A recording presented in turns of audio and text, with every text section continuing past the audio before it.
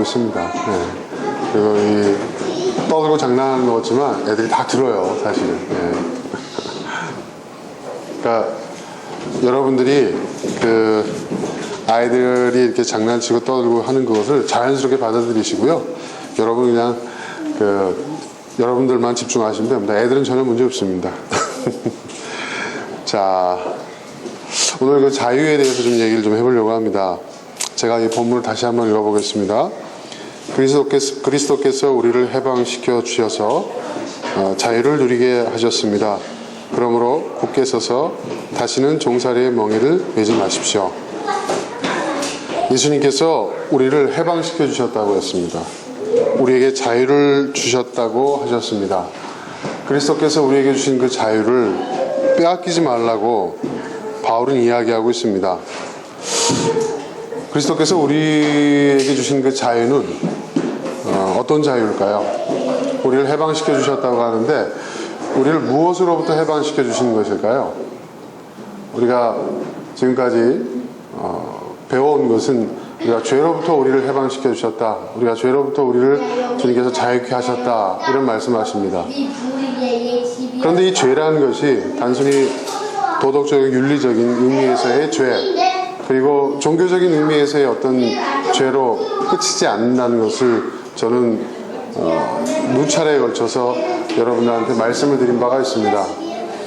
이 죄라는 것은, 성경에서 말하는 죄라는 것은 하나님께서 본래 의도하셨던 것과 무관한 것들, 더 나아가서 그 반대되는 것들, 창조주 하나님께서 본래 의도하셨던 것과 무관한 것들, 그리고 더 나아가 그 반대편에 서 있는 모든 것들이 성경은 죄라고 얘기를 합니다. 그러니까 여러분, 지난 시간에 제가 하나님께서는 우리 모두가 행복하게 살기를 원하신다는 말씀을 드렸어요. 여러분 믿습니까? 하나님은 여러분 행복하게 살기를 원하시는 걸 믿습니까? 맞습니다, 여러분. 그렇다면 반대로 얘기하면 여러분이 불행해지는 것은 죄입니다. 그렇죠, 여러분?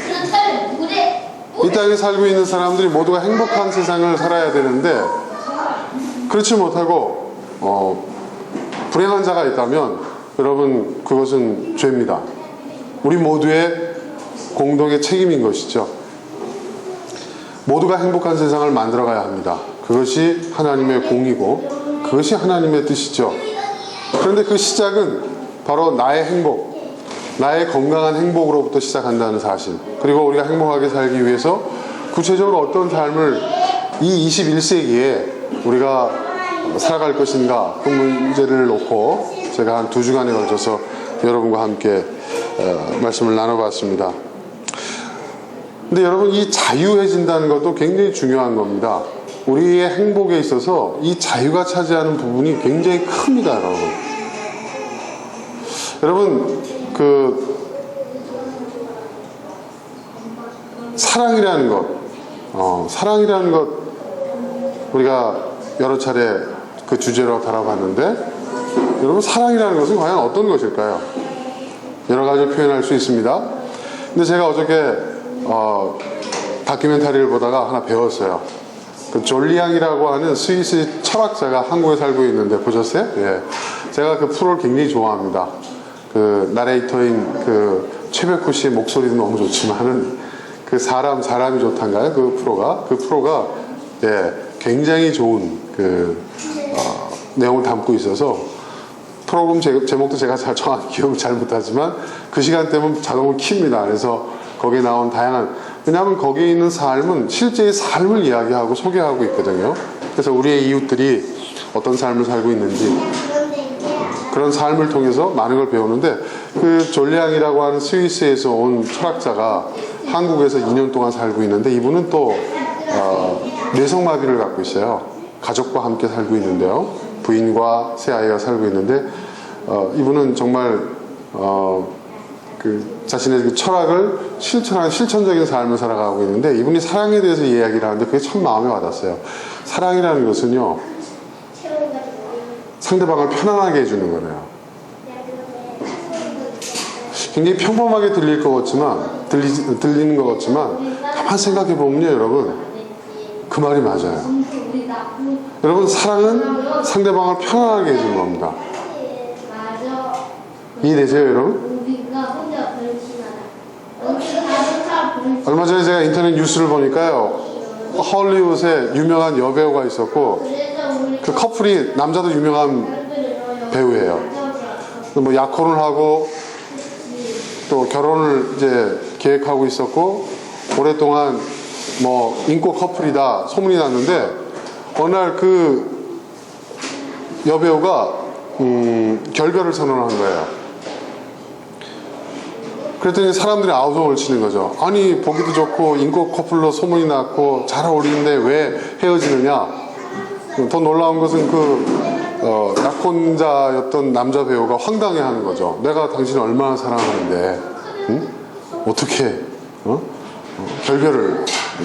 사람들이 뭐 여러 추측들이 있었어요. 그 여배우가 뭐 그 남자 배우에 대해서 너무 연애 기간이 기니까 식상한 거 아니냐, 또는 바람핀 거 아니냐, 별의별 얘기들이 다 있었는데, 근데 그 여배우가 그런 얘기를 합니다. 뭐라고 얘기하냐면, 불편하다. 그 사람과 함께 있으면 너무너무 힘들다. 편하지가 않다.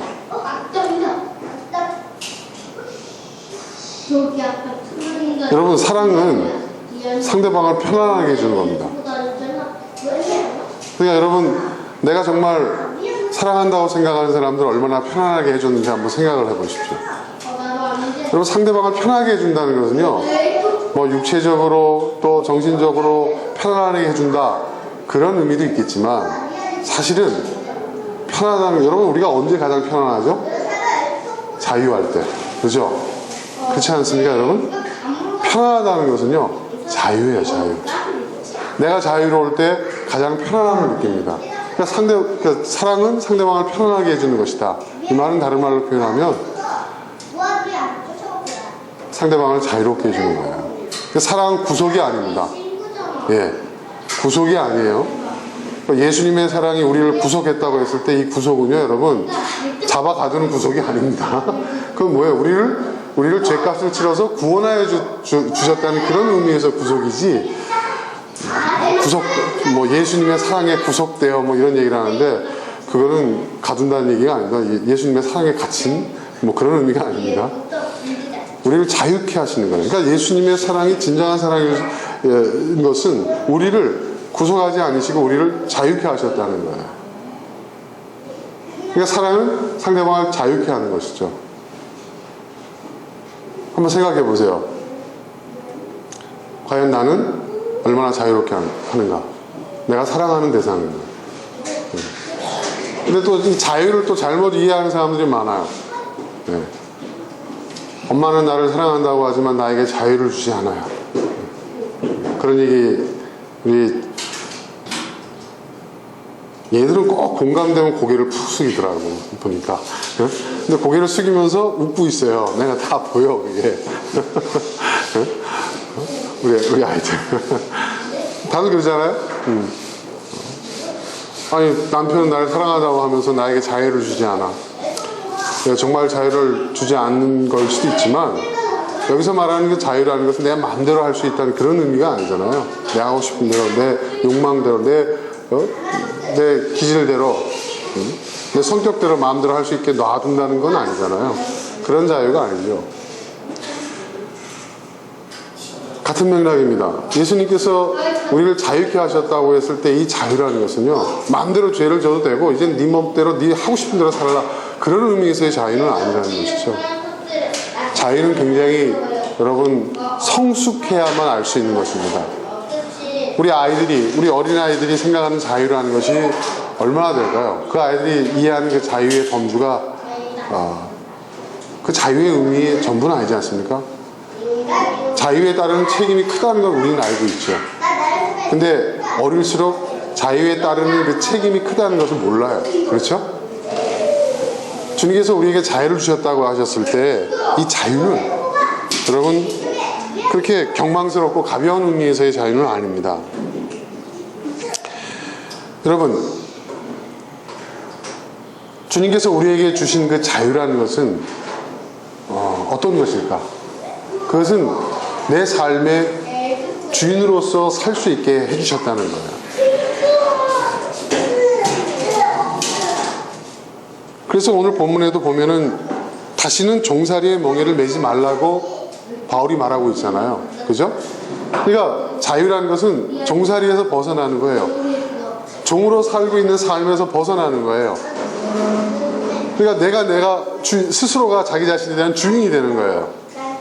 내 삶의 주인이 되는 것, 스스로의 삶의 주인으로서 살아가는 것, 이것이 자유입니다. 이렇게 얘기하면 또 어떤 분은 목사님, 그러면 그건 기독교의 그 가르침과 위배되는 거 아닙니까? 우리는 다 주의 종이라고 얘기하지 않습니까? 예수님 우린 주인님이라고 부르지 않습니까? 이런 말씀하시는 분들이 있어요. 맞습니다. 그런데요, 이건 굉장히 중요한, 여기에 굉장히 중요한 의미가 담겨져 있습니다. 우리가 예수님을 가리켜 주님이라고 해요. 우리의 주인님이라고 하는 거죠. 주님. 그리고 우리는 그분의 종이다 스스로 이렇게 얘기하죠. 이 말은 어떤 의미가 있냐? 우리의 주인이 될 수 있는 분은, 누군가 우리의 주인이 된다고 한다면, 우리의 주인이 될 수 있는 분은 그 누구도 아닌 오직 하나님만, 오직 절대자이신 그분만 우리의 주인이 될 수 있다는 거예요.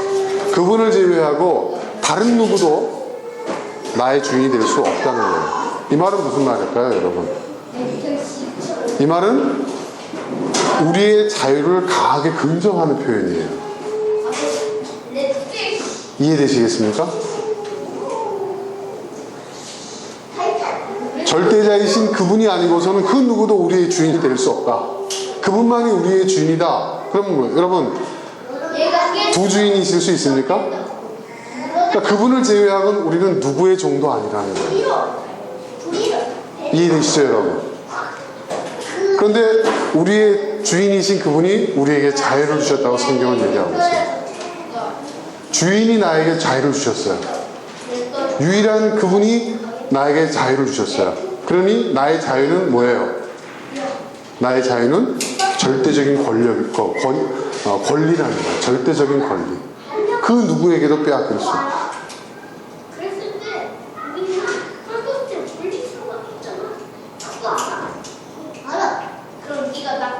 이건 굉장한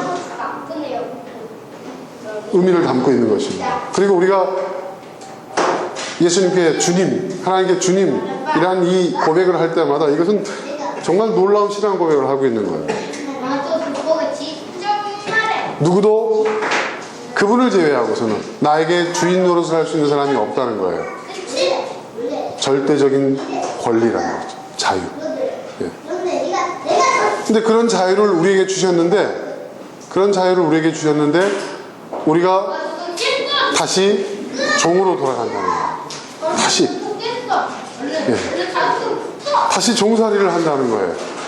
다시 스스로가 자신의 삶의 주인으로서 살아가지 못하고 또다시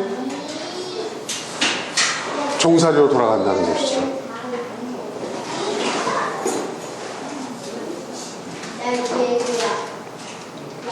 여러분, 자신의 주인이 되어서 산다는 것은 무엇을 의미하는 것이냐? 타인의 욕망에 제어되지 않고 자신의 의지에 의해서 살아간다는 거예요.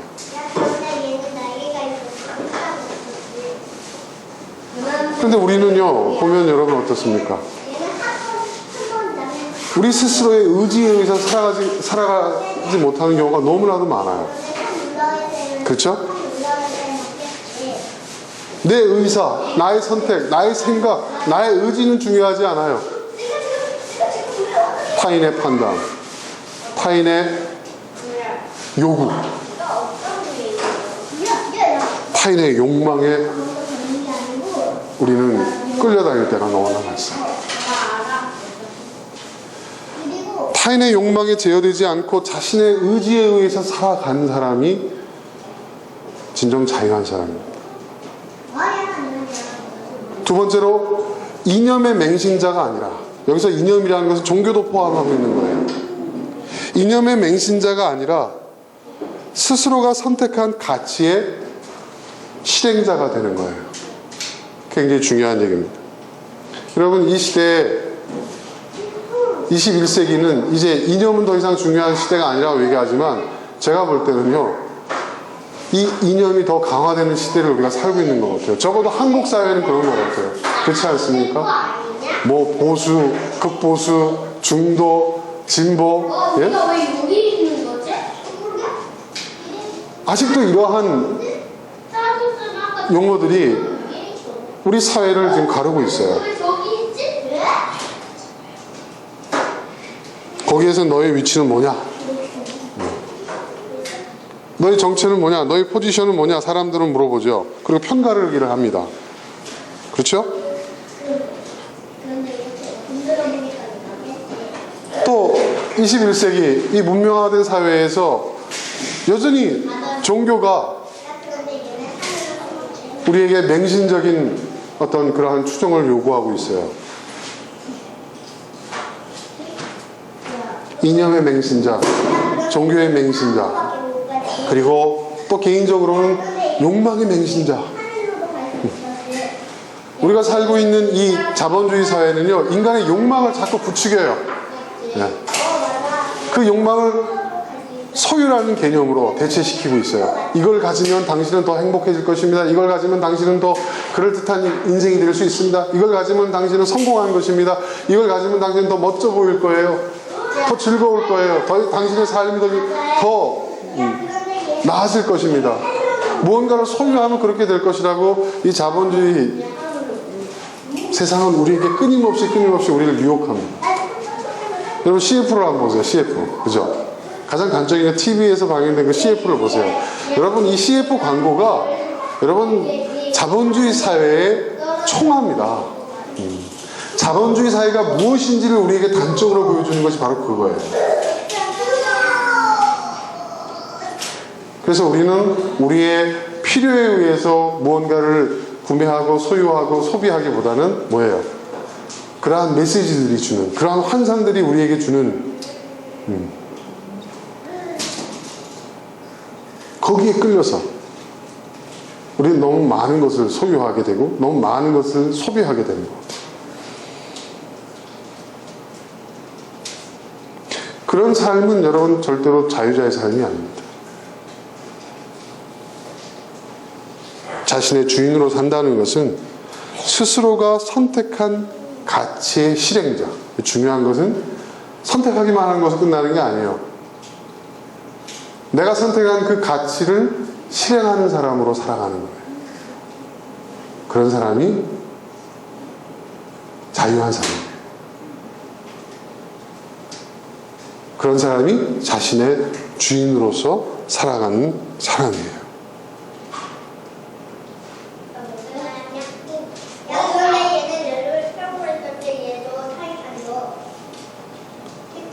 스스로 자기 삶의 주인으로서 살아가는 사람은요, 다른 사람의 말을, 다른 사람의 주장을 수용하는 것이 아니라 자기의 말을 하려는 사람이에요.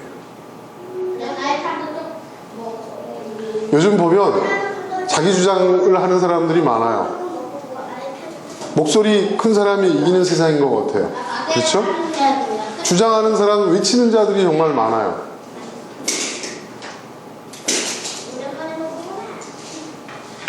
근데 저는 강요하고 주장하고 동조를 요구하는 그러한 말들, 저는 그러한 말들은 아무리 그 타당성과 정당성을 갖고 있다 할지라도 저는 그것은 우리의 자유를 침해하는, 하나님이 우리에게 주신 절대적인 권리를 포기할 것을 요구하는 목소리라고 저는 생각합니다. 중요한 것은 나의 말이에요. 나는 어떤 생각을 갖고 있고, 나는 무엇을 느끼고 있고, 나는 어떻게 살고 싶고,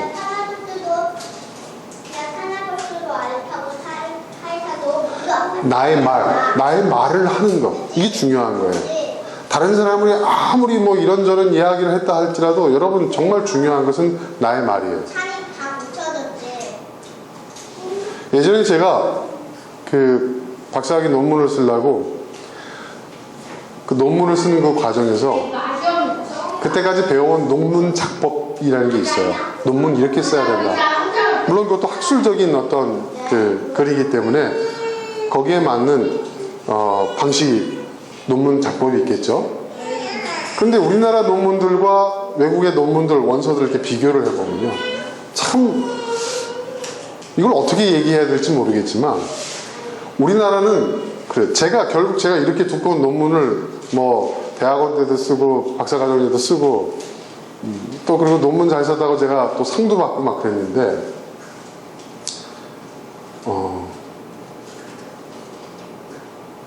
정말 그 두꺼운 논문책에서 제가 저만의 이야기라고 할 수 있는 것, 제가 정말 얘기하고 싶은 내용은요, 한 3페이지 정도밖에 안 되는 것 같아요. 나머지는 다 다른 사람들의 글들. 어느 유명한 학자는 이렇게 얘기했다, 누구는 이렇게 얘기했다, 누구는 이렇게. 그래서 그거를 편집해가지고 논리를 만들어서, 그러므로 나의 결론이 이거다. 그냥 3페이지 쓰면 안 될까요? 200페이지가 넘는 그 논문 전체의 내용에서 제 의견은 딱 3페이지밖에 안 되더라고요. 철저하게 논문 작법에 맞춰서 그 기준에 맞춰서 썼어요. 그랬더니 잘 썼다고 상도 주더라고요. 네. 그래가지고 제 논문이 국회 도서관에 있는데요, 여러분. 제 논문이 굉장히 인기 있는 논문 목록에 올라 있어요. 네. 그 내용을 보는 게 아니라 형식을 잘 썼다는 거예요. 네. 여러분 믿어지지 않으시겠지만 제가 대학원 논문 썼을 때요, 증인이 저 뒤에 있으니까 물어보세요. 교수가 이 논문 통과시킬 수가 없대요. 그랬어요. 왜 논문 통과시킬 수 없다고 하는지 아세요? 석사 수준에서 이 정도의 논문을 쓰면 욕을 먹는 거예요. 아, 정말이에요. 아주 물어보세요. 그 뒤에 있는 사람한테. 네? 교수님 패스를 안 시켜줘요. 네? 건방지다는 거예요, 말하자면. 너는 이거 나중에 네가 대학자가 되고 난 다음에 이 정도 적였어. 그래가지고 논문을 대폭 수정을 했어요. 제 얘기는 다 빼고요, 남의 이야기. 네. 그랬더니 잘 썼다고 그러시더라고요. 박사과정 공부할 때는요, 그 한번 학습 효과가 있으니까, 네, 그렇게 썼어요. 아예 애초부터. 그랬더니 논문 1등. 네. 그래서 제가 그 상을 받았지 않습니까? 그 수상자가 누구였는 줄 알아요? 저하고 동반 수상한 사람이요? 사랑의 교회 오카노 목사님이었어요. 그 당시에 오카노 목사님 계실 때. 대단한 영광이죠. 네. 수상자 윤선주하고 그 다음에 오카눔 그랬습니다. 네. 대단하죠? 그분은 명예였지만 나는 진짜 농담입니다. 자, 뭐 오카노 목사님 저보다 훨씬 훌륭하신 분입니다. 저하고 비교도 안 되는 만큼 훌륭하신 분입니다. 그러니까 남의 말을 잘 수용하는 사람이 잘하는 사람이에요. 네. 똑똑한 사람이에요. 네? 남의 말을 많이 기억하고 있고, 남의 말을 잘 인용하고, 남의 말을 잘 수용하는 사람이 인정을 받아요. 그런데 결국은 뭐예요, 여러분? 뭐죠? 내 건 없어요. 내 건 없어요. 근데 외국의 논문을 보니까요, 남의 것을 인용하는 것은 아주 짧아요. 제가 보니까 본인이 아주 중요한 어떤 주장을 딱 이야기할 때 그 주장을 뒷받침할 만한 논거들은 딱 이렇게 언급이 되어 있어요. 이렇게. 그렇죠? 왜냐하면 그건 필요하니까. 하지만 남의 말을 그대로 인용을 해가지고, 그러니까 우리나라 논문 그 작법에 의해서 훈련받은 사람들은요, 죄다 표절을 해서 자유로워질 수가 없어요. 제가 볼 때는요. 구조적으로 그렇게 돼 있어요. 제가 볼 때는. 네. 네. 잘못된 거죠. 그런 기준을 누가 만든 건지 모르겠어요, 도대체.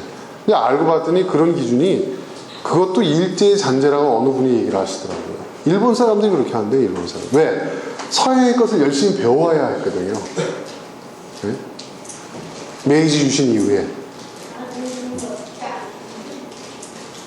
그런데 여러분, 우리가 세상을 살아가는 데 있어서도요, 그렇게 돼 있어요. 우리가 해온 공부도 그렇지 않아요? 여러분, 그렇죠? 스스로 생각하고, 스스로 판단하고, 스스로 분별할 수 있는 것을 키우지를 못해요. 누가 이렇게 말했다. 그거 딸딸 외워야 돼요. 그죠? 네 생각은 중요한 게 아니에요. 너의 분별은 중요한 게 아니에요. 누가 이렇게 말했다. 신학교 가니까 똑같이 그렇게 가르치더라고요. 어느 신학자가 이렇게 얘기를 했다. 아, 그게 무슨 소용이 있어요. 무슨 의미인지도 모르고 외워요. 성경도 마찬가지예요. 성경도 제가 신학교 졸업을 하려면 성경을 한 500구절을 외워야 했거든요. 네? 근데 지금 기억도 안 나요. 받침 틀리고 띄어쓰기만 틀려도 그냥 1.1핵이라고. 1.1핵도 어긋남이 없어서는 안 된다고. 근데 여러분 생각해보세요. 번역본이라는 게 얼마나 많은데, 그렇죠? 그게 말이 됩니까? 그렇게 따지면 원전을 외워야죠. 근데 원전도 진본이 남아있으니까 다 사본이잖아요. 그죠? 말도 안 되는. 근데 그걸 많이 암기하면은 굉장히 신실한 그리스도인이고 신학생이고 목회 잘할 것이고.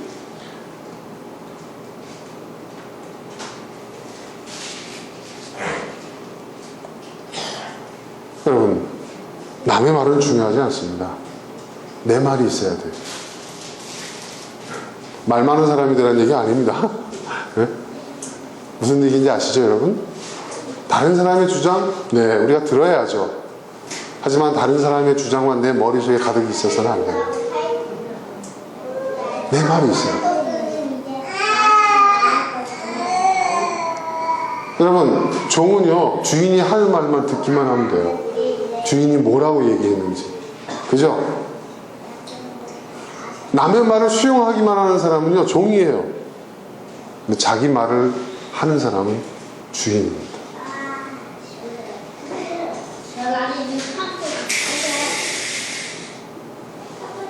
주인으로서 자기의 삶을 사는 사람은요, 다른 사람의 눈보다 자기 자신이 스스로를 바라보는 눈이 더 중요해요. 굉장히 저는 이 부분에 있어서 좀 강조를 하고 싶어요.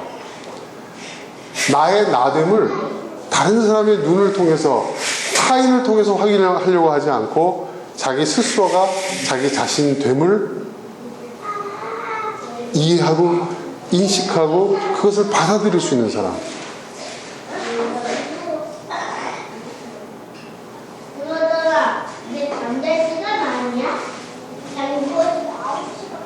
그런 사람이 주인이에요. 근데 우린 그러지 못해요. 항상 확인을 받고자 해요. 여성분들, 당신 나 사랑해? 왜 그런 질문을 하죠? 그냥.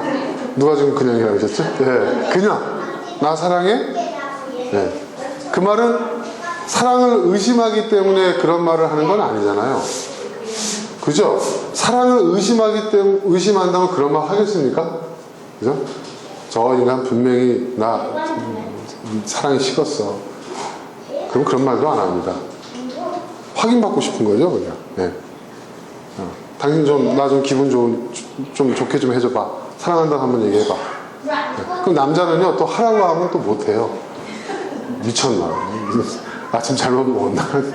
네? 막 굉장히 어색해 하잖아요. 그죠? 네? 그죠? 근데 여자는 또 그게 재밌어요. 남자가 막 곤란해하는 그게. 그러니까 그게 골려 먹는 거거든요. 네? 그럴 때는요, 여러분, 엿다 먹어라 하고 사랑해 하고 얘기해 주시는 게, 네? 속 편하다고 누가 그러는데, 그거 잘 안 돼요, 사실은. 네. 왜냐하면 왠지 성의가 없는 거 같고, 그렇죠?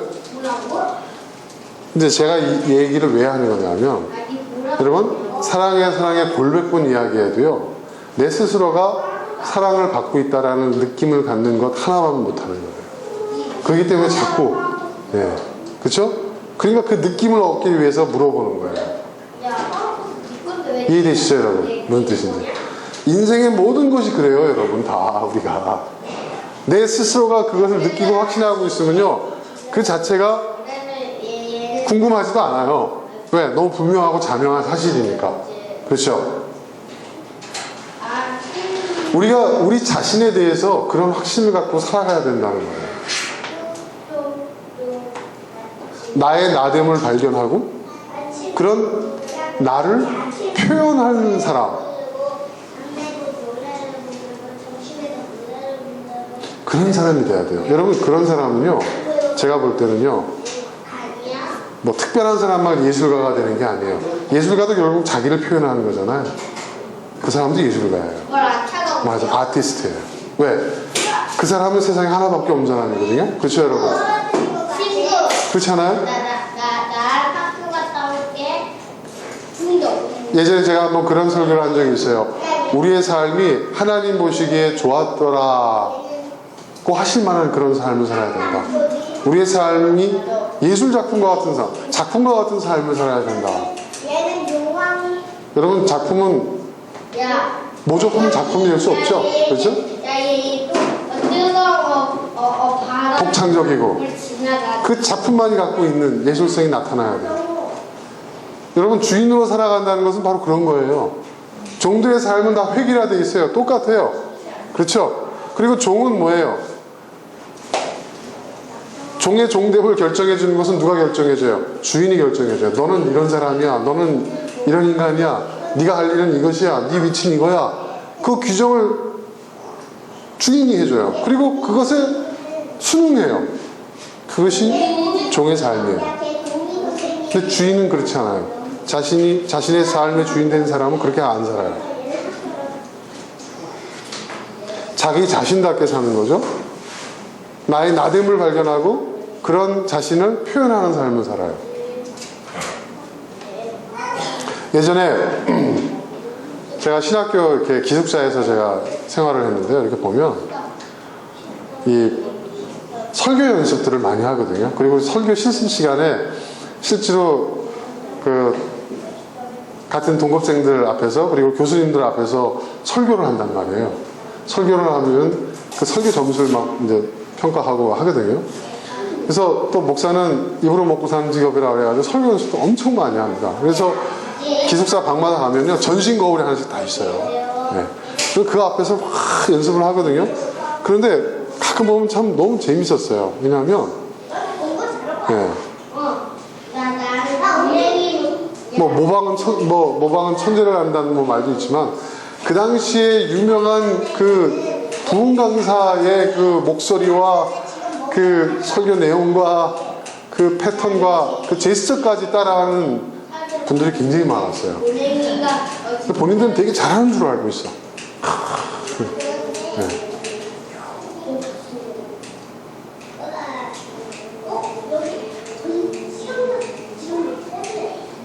뭐 히든싱어 뭐 요즘 못지않은 그런 사람들이 있었어요. 근데 설교라는 것이 그런 건가요?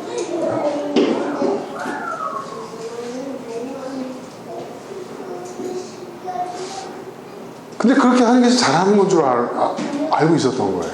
그렇게 하는 것이. 네.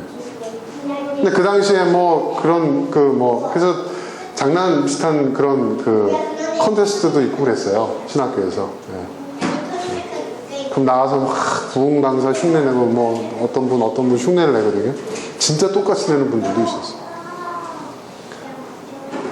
근데 그분들은 지금 뭐 하고 계시는지 소식도 안 들려와요.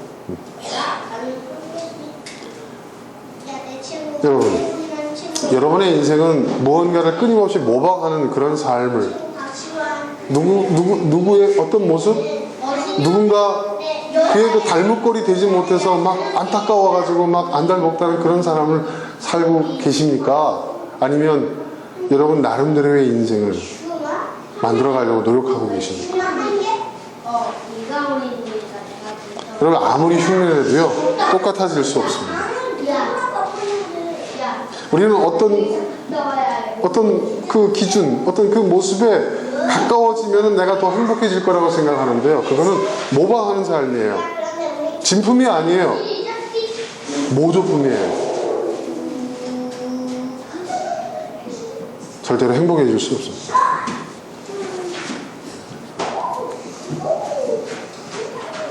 나의 나됨을 발견하고 그런 나를 표현하는 삶, 그것이 주인된 삶이고 그것이 자유한 사람의 모습입니다. 그리고 정말 자유한 사람은, 그리고 정말 자신의 삶의 주인으로서 살아가고 있는 사람은요, 나를 침해하는 그 어떤 것도 용납하지 않습니다. 거부합니다. 나의 주체성, 나의 존재, 나의 존엄, 그리고 나의 자유를 침해하는 그 어떤 것에도 여러분 거침없이 저항할 수 있어야 돼요. 그럼으로써 나에게 들어오는 불이익을 두려워해서는 안 돼요. 우리를 자유케 하시려고 예수님은 십자가에 달려 돌아가셨어요. 하나님의 아드님이 우리를 자유케 하려고 십자가에 달려 돌아가신 거예요. 근데 우리의 자유를 침해한다? 나의 주체성을, 나의 존재를, 나의 존엄성을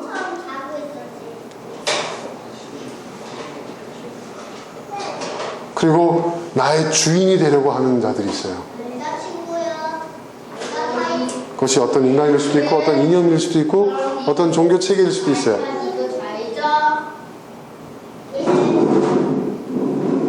나의 그 권리를 빼앗으려고 하는 모든 것들에 우리는 저항해야 합니다. 여러분, 종은 저항하지 않아요. 그렇죠? 그죠? 이 주인을 섬기다가도 주인이 바뀌면 다른 주인을 섬겨요. 그렇죠? 그렇지 않습니까? 근데 주인은 그렇지 않아요. 그럴 수 없어요. 자유인은. 내가 주인이에요. 그리고 나에게 소유권을 주장할 수 있는 사람이 있다고 한다면 오직 절대자이신 그분만. 그분을 제외하면 그 누구도 나의 주인됨을 주장할 수 없어요.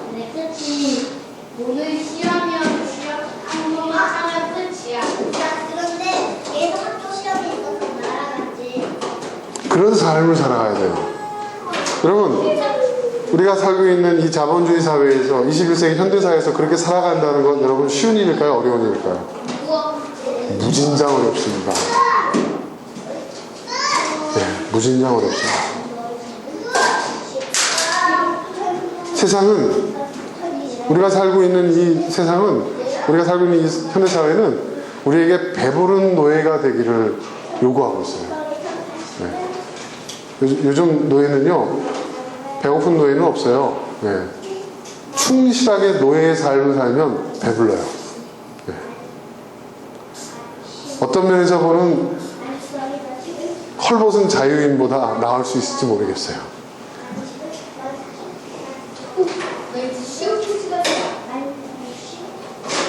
그러나 그것은 어디까지나 노예의 삶이라는 거죠. 야, 니도 밖에 나가서 수영하냐?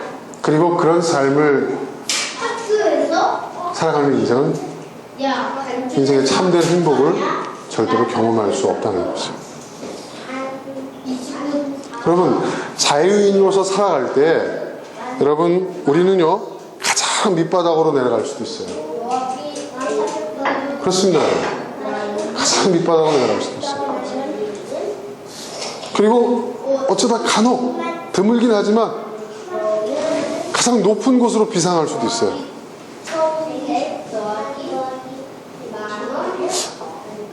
이 말을 여러분 이해하실 수 있겠어요? 저는 이거는 어떤 삶의 굴곡이 있다 이 정도 수준이 아니라 이것은 동시적으로 이루어지는 거예요. 여러분 교단 소속되어 있는 그 보통 그 목사님들 그 세계에 저 가면 전 쓰레기 취급받습니다. 솔직한 얘기예요. 전 쓰레기 취급받아요. 저게 목사야? 저 사람은 여기 왜 왔어? 진짜 쓰레기 취급받습니다.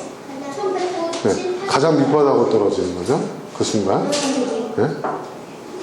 그런데 좀 진보적인 성향의 그 크리스찬들이 있는 그런 자리에 가면 저분이야말로 뭐 이 시대의 대안적인 어떤 그 성직자의 길을 걸어가고 계시며 뭐 좀 그것도 불편해요, 저는.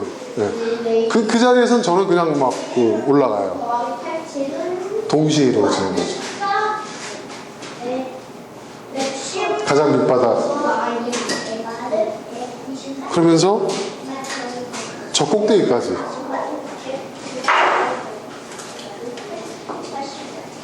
그런데 저는 그게 정신이 없었어요. 네. 그 깊이와 그 높이. 네. 그 사이에서 오르락내리락 하면 정신이 없더라고요. 이 자리에 가면 이런 사람이 오고 저 자리에 가면 저런 사람이 오고.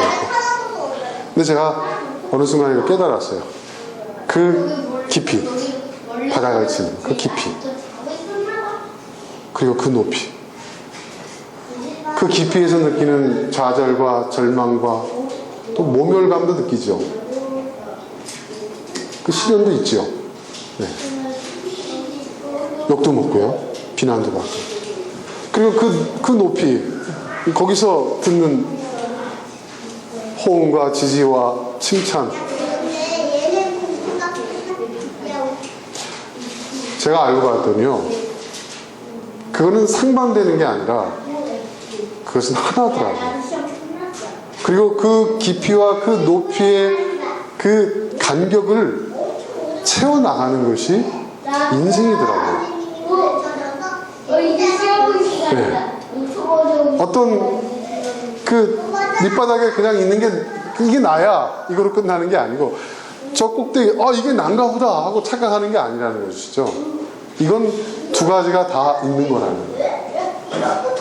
그리고 그 간격을 채워나가는 것이, 그 깊이와 높이의 간격을 채워나가는 것이 인생이더라고요, 여러분. 다른 말로 표현해 볼까요? 우리 집사님은 어머니잖아요, 그죠? 그리고 부모님의 딸이잖아요, 귀한 집 딸이잖아요. 그리고 한 남자의 아내잖아요, 그죠? 그러면서 독립되어 있는 인격체에서 한 여성이잖아요. 얼마나 다양한 높이와 깊이를 갖고 계세요, 그죠? 그죠? 그 다양한 깊이와 높이의 그 간격을, 그 사이를 메꿔 나가는 것이 인생이더라고요. 그리고 그 메꿔 나가는 그 과정 속에서 나를 발견하게 되더라고요.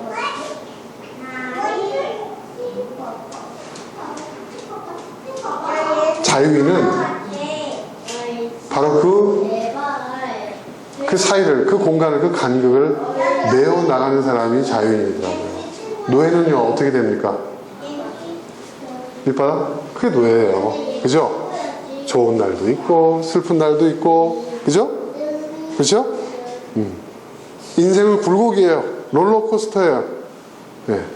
좋을 때는 좋은 거고, 싫을 때는 나쁠 때는 나쁜 거고, 나쁠 때는 내 팔자야. 난 왜 이렇게 불행할까? 그러다가 좋아지면, 좋을 날도 있나 보다 하고 또 반짝하다가. 그게 노예의 삶이잖아요. 그죠? 그런데 주인은, 자유인은 그렇게 살지 않죠.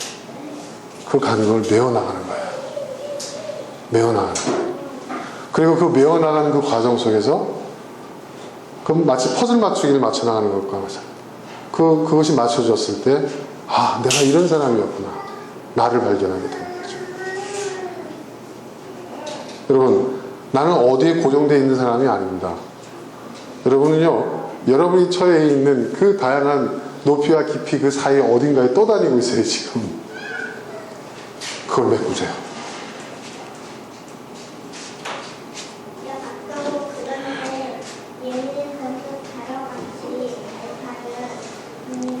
그럴 때 여러분, 무엇이 생기느냐?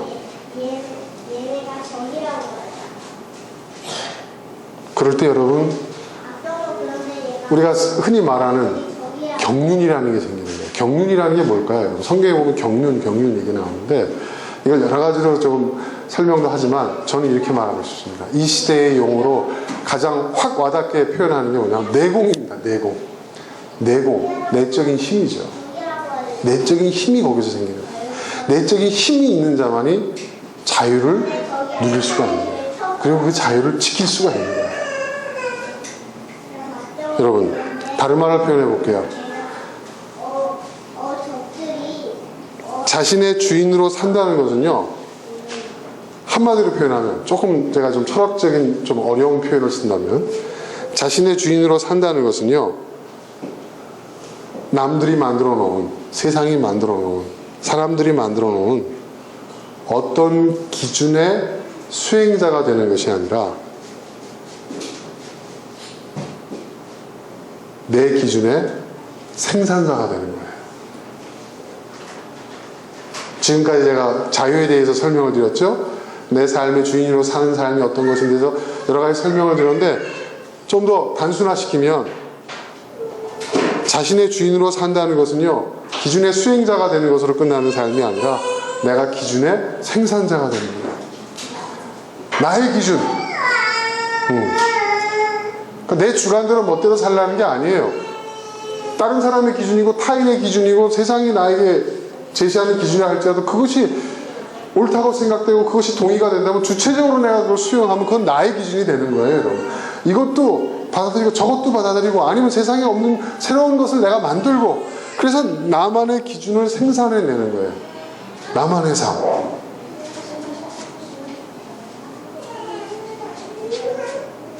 그것이 나예요.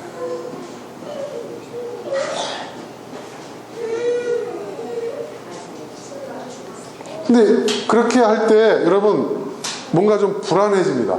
왜? 확실하지가 않거든요. 딱 정해진 것을 따르거나 정해진 것에 머물러 버리면은 여러분 뭔가는 확실하거든요. 그죠? 근데 항상 이 경계선에 서 있는, 이러한 모호한 경계선에 서 있는 자인으로서 살아간다는 것은 되게 불안해요, 여러분. 그렇죠?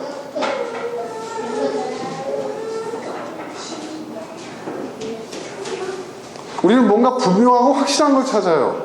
모호한 것을 견디지는 못해요. 철학적으로 그걸 명료함이라고 하거든요. 인간은 명료함을 원해요. 뭔가 분명하고 확실한 걸 요구해요. 근데 여러분, 지금까지 우리가 살아오면서요, 이것만은 분명하다, 이것만은 확실하다고 생각했던 것들 가운데 정말 분명하고 확실한 게 있었나요? 그렇지 않았어요. 사실은 모든 것이 다 모호합니다. 모든 것이 모호해요. 이렇게 하면 그 결과는 확실할 것이고, 그 결과는 보장되어 있을 것이라고, 이건 분명한 것이라고, 이건 명료한 것이라고 우리가 그것을 선택했지만 그 결과는 항상 명료하지가 않았잖아요. 이 말은 무슨 말이냐면, 우리의 바람에도 불구하고 세상에 확실한 것은 아무것도 없다는 겁니다. 그걸 인정하고 그 모호함과 불분명함 속에서 자신의 길을 개척해 나가는 사람이 자유인입니다. 예전에 제가 인터뷰를 하는데 그분이 그런 얘기를 하시더라고요. 기자 양반이. 목사님 얘기하시는 대안이라는 것이 이런 겁니까? 목사님, 이런 대안적인 어떤 목회자들은 다 이렇게 직업을 갖고 이렇게 살기를 원하십니까? 그러니까 그걸 그렇습니다! 라고 얘기해 주길 바라는 그런 기대의 질문이었어요. 그래서 저는 아니요. 이건 저의 대안입니다. 내가 개척해 나가고 있고 내 스스로 찾아가는 나만의 답이지, 이게 모든 사람들의 정답이라고 생각한다면 그것만큼 교만한 건 없습니다. 저는. 그랬더니 그 기자가 그런 얘기를 했어요. 아니, 그럼 목사님 하시는 그게 굉장히 개인적이고 이기적인 거 아닙니까? 네, 그렇게 보일 수도 있습니다. 하지만 제가 그렇게 살아갔을 때 누군가가 저의 그런 삶 속에서 뭔가 힌트를 얻을 수 있다면, 뭔가 참고할 수 있다면, 그리고 그것을 통해서 그 사람이 더 나은 대안적인 삶을 살아갈 수 있다고 한다면 저는 보람된 삶을 살았다고 생각하겠습니다. 그게 디딤돌 정신입니다. 제가 그런 얘기를 디딤돌, 누군가의 디딤돌이 된다는 게 바로 그거 아닙니다. 그렇습니다, 여러분. 여러분이 바라는 것이 뭡니까? 여러분이 원하시는 행복이 어떤 모습이에요? 저는 그렇습니다. 여러분, 진짜 우리가 정말 행복해지려면 여러분이 지극히 여러분답게 살아가는 겁니다. 여러분답게 살아가세요.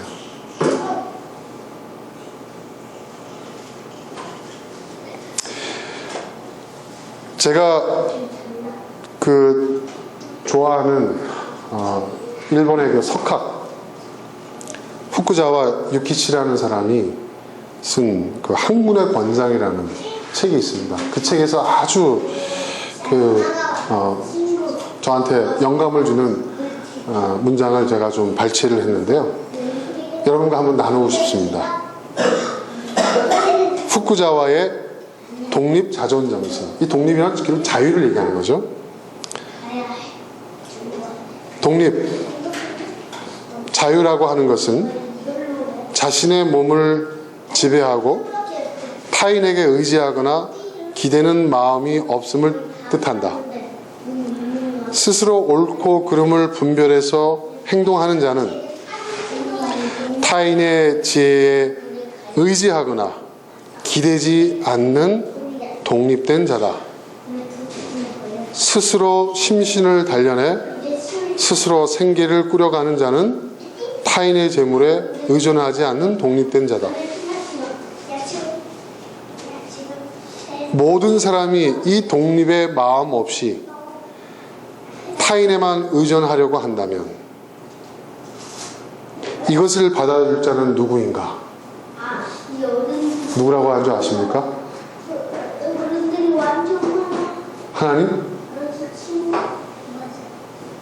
후쿠자와는 악마라고 얘기했습니다. 악마가 그걸 받아준다고 했습니다. 여러분, 우리가 인생을 살아가면서 너무 힘들어요. 정말 지치고 공부합니다. 그런데 그 공고함이 어디서 비롯되는지 한번 생각을 해보자고요. 내 스스로가 나다운 삶을, 나만의 길을, 제가 아까 표현한 것처럼 나만의 기준을 생산해내는 그 과정 속에서 얻어진 공고함일까요? 아니면 끊임없이 뭔가 타인의 기준에 스스로를 맞추기 위해서 공고한 삶을 살아왔던 것일까요? 근본적으로 내가 공고해지는 그 이유는 뭘까요? 타인의 기준에 맞추기 위해서 그토록 우리가 노력해 왔는데 그 기준에 우리가 스스로 더 부합하지 못했기 때문에 우리는 지금 충분히 행복하지 못하고 또 지금 이렇게 공고해 하고 있는 것일까요? 혹시 그것 자체가 잘못된 것은 아닐까요? 여러분, 어차피 여러분 우리는 하루에 3끼 먹고 삽니다. 그렇죠? 그죠? 네.